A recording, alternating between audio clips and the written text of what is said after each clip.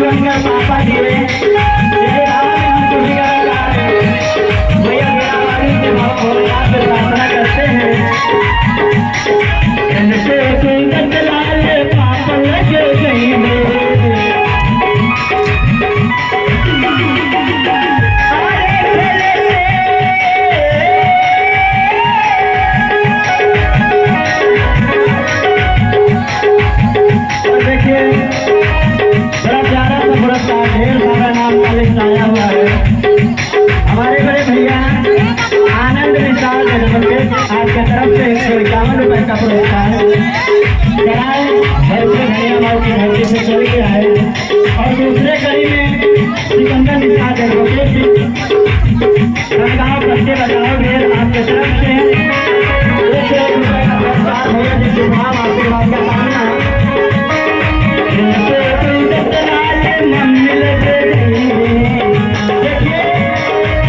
हम सभी कलाकार रोज रोज नहीं आएंगे, हो सकता है अगले साल देखिए कलाकार हमका जो भी ऐसा खाने आता है और लड़का के मम्मी के बराबर चाहत है मम्मी लगे मम्मी लगे